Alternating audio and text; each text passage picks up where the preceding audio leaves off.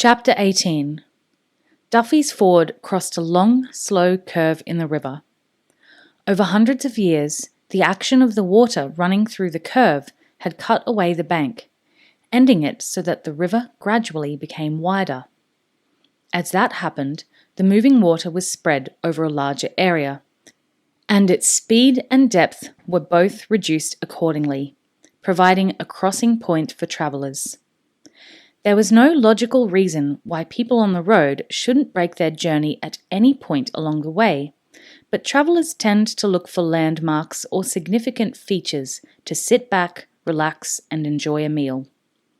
Duffy's Ford, with its wide, flat, grassy banks sheltered by willows, provided an ideal location. As is often the case, the fact that travellers were drawn to a location resulted in the growth of a small settlement designed to serve their needs. The trees had been cleared, and there was a small huddle of buildings to one side of the ford. Or there had been. Will dismounted and walked forward to look around. He studied the blackened remains of what had been a group of buildings, where wisps of smoke still rose in places. The largest, which had provided food and drink to passers-by, had been a rambling, single-story affair, gradually added to over the years.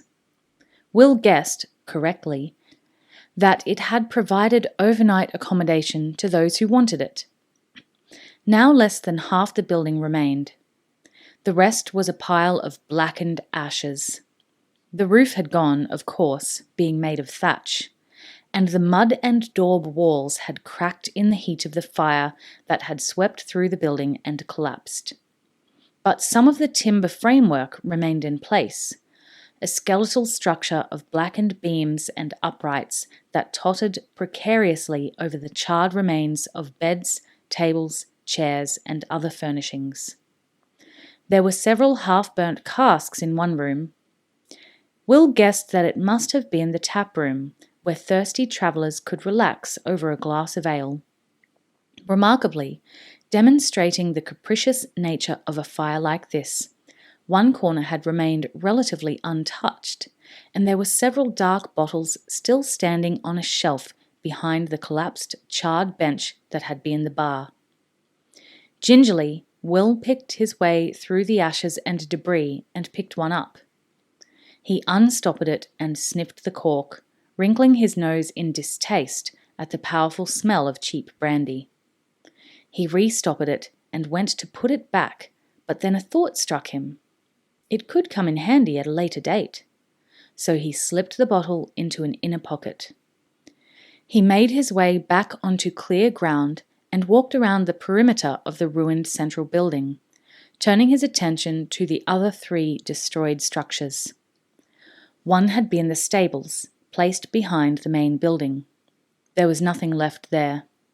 It had burnt fiercely, the flames not even extinguished by a heavy rainstorm that had saved some of the main building. Probably full of straw, he said to himself. The dried-out hay would have been perfect fuel, defying the efforts of the rain to quell the flames. Beyond the ruined stable, there were two other smaller buildings. In front of one was a stone fireplace, where an assortment of blacksmith's tools, hammers, awls, and pliers, were scattered. It made sense, he realized, for a smithy to set up shop here. There'd be plenty of trade from passing travellers needing wagons repaired, horses shoed, or tack mended. The other building had probably been a residence, perhaps for the smithy and his family. There was little left of it now. The small settlement had a forlorn feeling to it, deserted and lifeless. As the last word came to his mind, he became conscious of something else, the by now familiar, nauseatingly sweet smell of rotting bodies. As he walked further to the back of the smithy, he made out the shapes of several carcasses in the small meadow behind it. Sheep, most of them. But there was also one huddled furry body that had been the dog that guarded them. The survivors of the attack must have buried or carried away the bodies of the 4 human victims. but they had no time or inclination to dispose of the remains of the animals. "Can't say I blame them," he said, and moved back to the main building, where the strong smell of charred wood and ashes masked the unpleasant smell of corruption.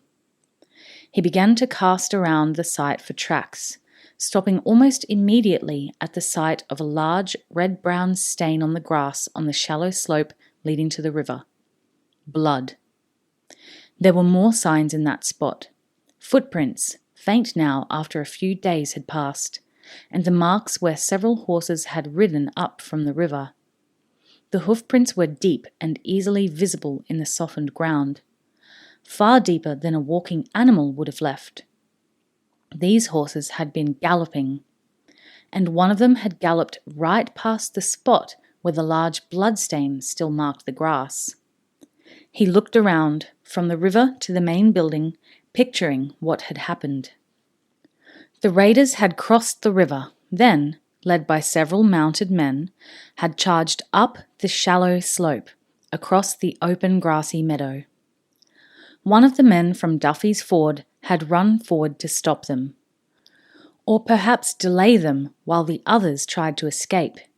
He'd been cut down there. Will searched around the immediate area and soon found a sickle lying a few meters away, almost hidden by the long grass.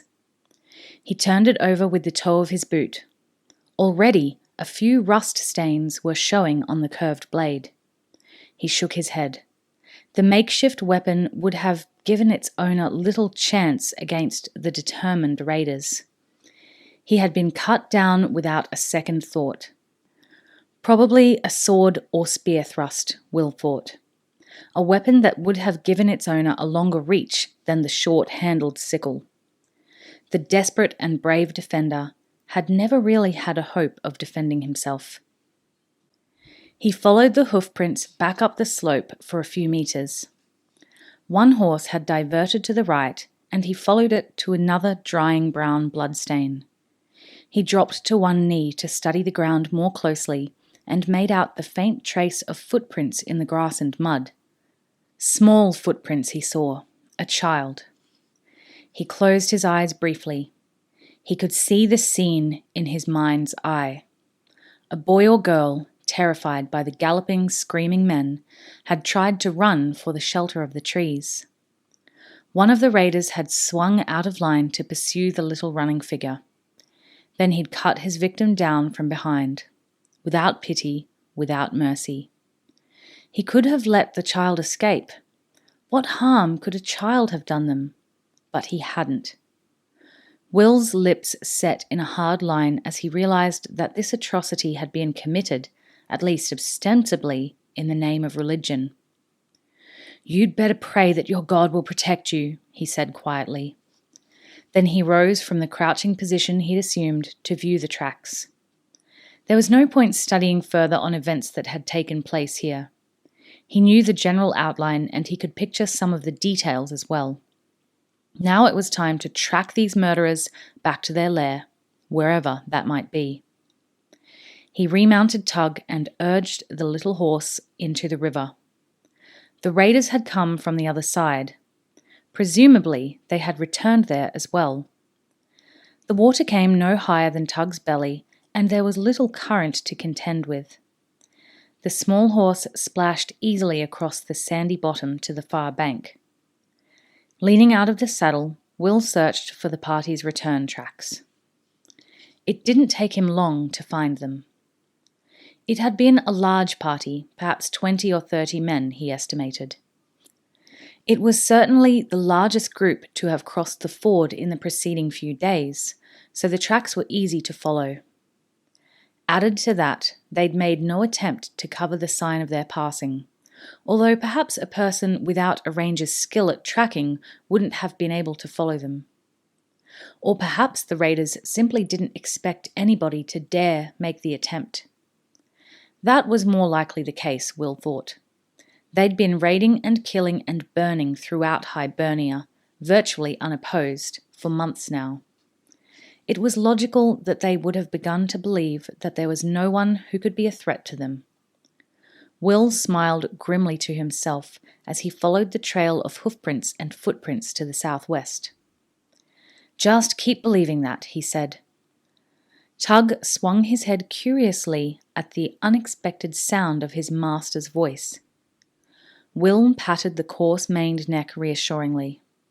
"Nothing," he said. "Just ignore me." Tug tossed his head briefly. "Fine. Let me know if you want to talk." The raiding party had moved onto a narrow trail now, and there was less need to search for every heel print, every indentation in the damp ground. Time enough for that when he reached a fork in the track. For the moment, Will could simply follow the track, noting the occasional sign that a group of people had passed by. Broken branches, threads of cloth caught on twigs, and at one point, a dried pile of horse droppings. This sort of tracking he could do in his sleep, he thought. Eventually, the trail forked, and he saw that the band had diverged to the left, taking the smaller of the two trails. The ground began to gradually rise, and the tree cover, although still substantial, was thinning out as they climbed higher. In the middle distance, Will could make out the steep cliffs of an escarpment. He had the sense that they were nearing the end of their search. He doubted that the raiders would have climbed the escarpment.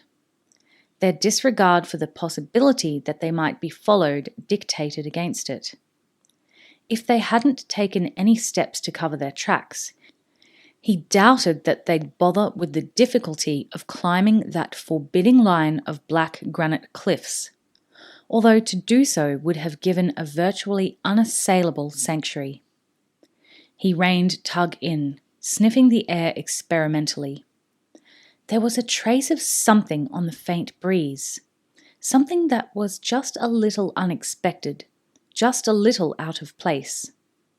He turned his head from side to side, still sniffing, trying to determine what it was. Then he had it. Smoke, or rather ashes, the wet ashes of a dead campfire. They moved on, the smell becoming stronger and more pungent. 100 meters further along the track, he found its source, in a spot where the trail widened out to form a substantial clearing. There was ample evidence that the raiders had camped here for the night. There were the blackened circles of 4 fires, and flattened spaces on the grass where men had rolled into their blankets and slept. More dung showed where the band's half-dozen horses had been picketed. Will sat on a tree stump and considered the scene, Tug watching him with intelligent eyes. "They camped here, so we can't be too close to their eventual destination," he said. That made sense when he thought about the escarpment he had seen earlier. It must still be a good half-day's ride away from their current position. If darkness had been closing in when they reached this point, it would have been an ideal place for them to camp. "At least we know we're on the right trail," he told Tug. And the little horse cocked his head to one side. "I never doubted it." Will grinned at him. Sometimes he wondered how accurate his interpretations of Tug's unspoken messages were. And he wondered if other rangers talked to their horses the way he did when they were alone. He had a suspicion that Halt did, but he'd never seen proof of the fact. He stood, looking at the sky. There were still 3 or 4 hours of daylight left.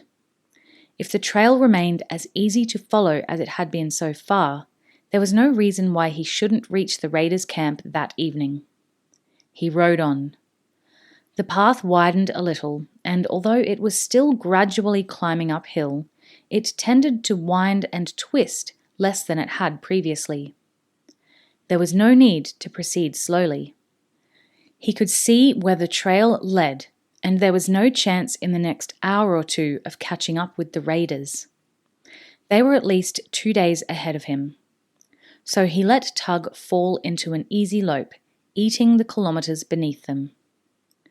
As the day wore on, the black cliffs came closer. Just after mid-afternoon, the sun dropped behind them, throwing the surrounding countryside into shadow. When he estimated that the escarpment was an hour's ride away, Will eased Tug to a halt. He dismounted and rested the little horse for 10 minutes, splashing some water from his canteen into a small folding leather bucket so the horse could drink. He took a mouthful himself and chewed on a piece of dried smoked beef. He smiled quietly as he thought of Horace's grumbling over such rations. Will quite liked the taste of smoked beef. The chewing, of course, was another matter altogether. He might like the taste, but the consistency was similar to an old boot. He remounted and walked Tug forward. From here on, it would pay to proceed cautiously. On the evidence so far, it was unlikely that the raiders would have an outer screen of sentries around their headquarters, but it never hurt to be careful. He nudged Tug in a signal, and the horse walked soft-footed, picking his way carefully as he had been trained to do, his hoofs barely making a sound on the damp earth of the track.